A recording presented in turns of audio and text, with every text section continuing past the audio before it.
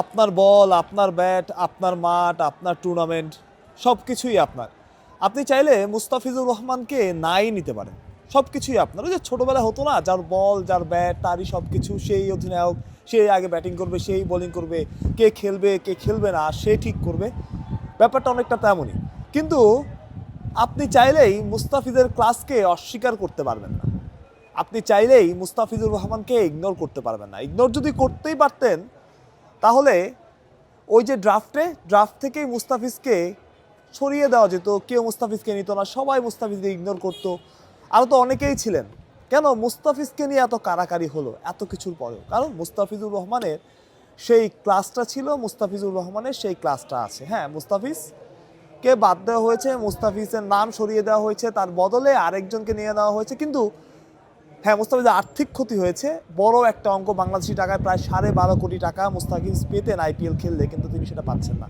কিন্তু এই সব কিছুতেই মুস্তাফিজের ক্লাসটা কমে যায়নি, মুস্তাফিজ তার আগের জায়গাতেই আছেন। এই যে চাপ, এত রকম আলোচনা, এত কিছু মুস্তাফিজকে নিয়ে, এবং এক মুস্তাফিজের জন্য বাংলাদেশের বিশ্বকাপ ভেন্যুই পরিবর্তন হয়ে যেতে পারে, মাথায় পাহাড় সম চাপ। সেই চাপ নিয়েই মুস্তাফিজ দেখালেন তার মাস্টার ক্লাস।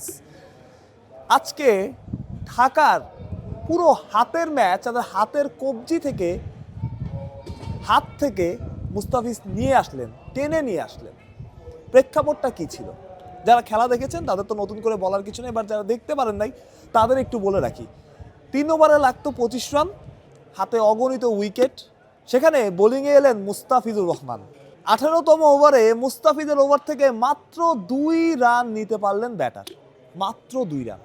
অর্থাৎ তখন 2 ওভারের সমীকরণ 23 রান। ম্যাচটা অনেকটাই তখন রংপুরের হাতে, একদম হাতের মুঠোয় চলে এসেছে।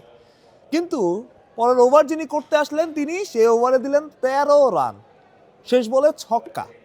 সেই ছক্কা খাওয়ার পর মনে হচ্ছিল ম্যাচটা মনে চলেই গেল, কারণ শেষ ওভার 10 রান, 10 রান তো কোনো ব্যাপার না।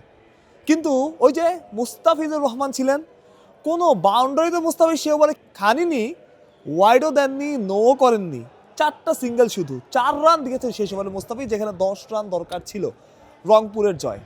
এটাই আসলে মুস্তাফিজ, যাকে আপনি চাইলে বাদ দিতে পারবেন, যাকে ইগনোর করতে পারবেন চাইলেই, কিন্তু তার ক্লাসকে আপনি অস্বীকার করতে পারবেন না, তার ক্লাসকে আপনি ইগনোর করতে পারবেন না।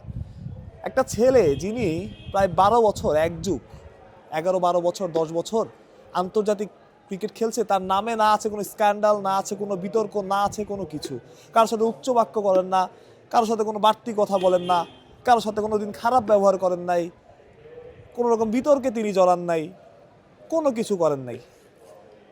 কিন্তু বিভিন্ন কারণে তাকেই বলি হতে হলো একটা ইস্যুর, একটা ঘটনার।